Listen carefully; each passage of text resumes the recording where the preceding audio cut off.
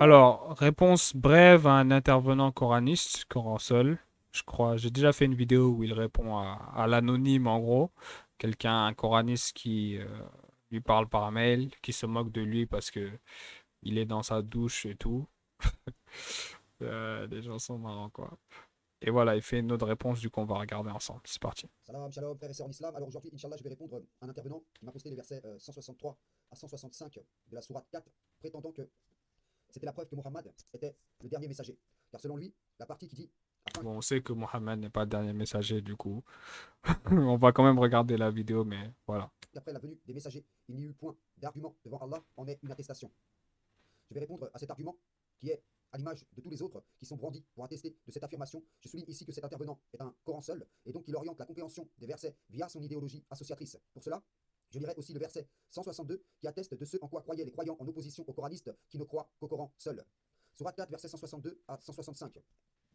Mais ceux d'entre eux qui sont enracinés dans la connaissance, ainsi que les croyants, tous ont foi à ce qu'on a fait descendre sur toi et en ce qu'on a fait descendre avant toi. Et quant à ceux qui accomplissent la salat, payent la zakat et croient en Allah et au jour dernier, cela nous leur donnerons une énorme récompense. Je marque un temps d'arrêt ici. Nous voyons que ceux qui sont enracinés dans la connaissance parmi les gens du livre ajoutèrent foi au Coran tout en conservant leur foi en ce qui l'a précédé. Et que ceux qui crurent via le Coran ajoutèrent foi en ce qui a été descendu avant. Dans les deux sens, tous ont cru en Allah, en ses anges, en ses livres, en ses messagers, sans faire de distinction entre ces messagers, tout en lui étant soumis à lui seul. Je poursuis la lecture. Nous t'avons fait une révélation, comme nous fîmes à Noé et aux prophètes après lui, et nous avons fait révélation à Abraham, à Ismaël, à Isaac, à Jacob, aux tribus, à Jésus, à Job, à Jonas, à Aaron et à Salomon. Et nous avons donné le Zabour à David. Et il y a des messagers dont nous t'avons raconté l'histoire précédemment, et des messagers dont nous ne t'avons pas raconté l'histoire. Et Allah Mhm. a parlé à Moïse de vive voix, en tant que messager, annonciateur et avertisseur, afin qu'après la venue des messagers, il n'y eût point pour les gens d'argument devant Allah. Allah Ouais. est puissant et sage. L'intervenant ajoute à son argumentation ces versets de la sourate 5, 15 à 16. Ô gens du livre, notre messager vous est certes venu, vous exposant beaucoup de ce que vous cachiez du livre, et passant sur bien d'autres choses. Une lumière et un livre explicite vous sont certes venus d'Allah.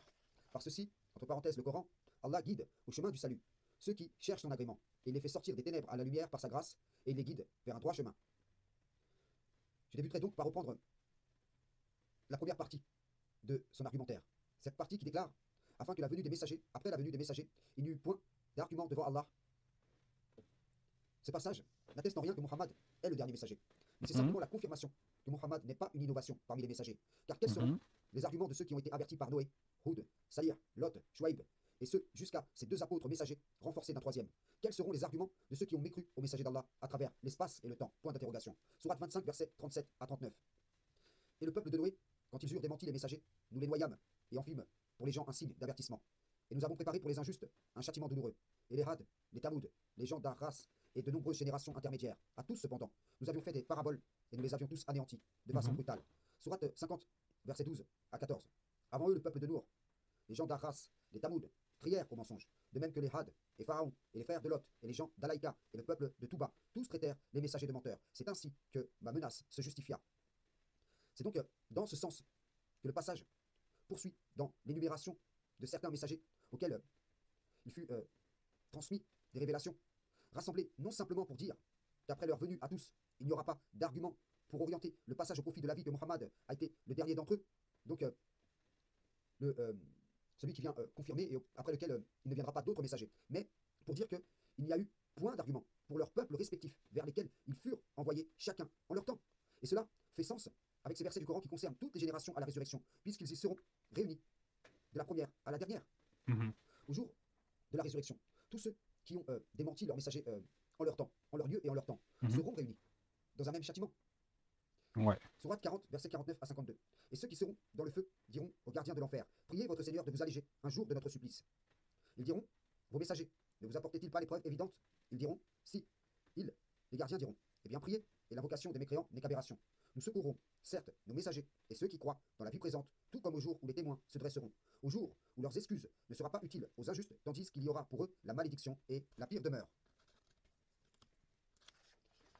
Voyez-vous, d'un morceau de verset, détourné de son sens réel, ils fabriquent des argumentaires qui légitiment, à leurs propres yeux, des positionnements trompeurs. Et c'est ainsi que par eux, à leur insu, les diables forgent des mensonges contre Allah. Ces mensonges sont repris par la majorité de ceux qui ont adhéré à l'idéologie, comprenant le positionnement que cet argument vient servir, C'est une manière de dire sur Allah ce qu'on ne sait pas et de rendre inefficient ces versets. Car par un détournement comme celui-ci, il est mis en avant une fausse réalité qui vient en nier une vraie. Cette réalité qu'un messager peut venir après Muhammad est verrouillée dans leur esprit par le détournement de sens des versets d'Allah.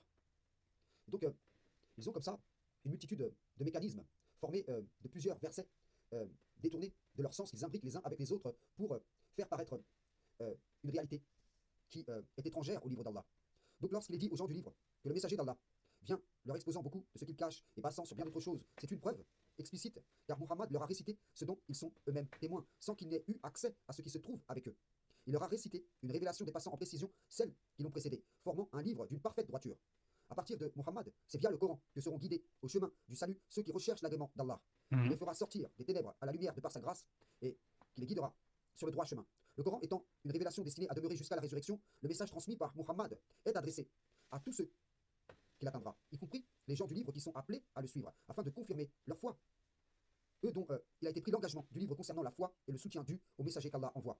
Cet engagement qui fut pris d'eux est également pris des gens du Coran. Et ceux qui ne remplissent pas cet engagement en rejetant Muhammad sont les frères de ceux qui relient leur engagement aujourd'hui en rejetant Rachad Khalifa et moi-même.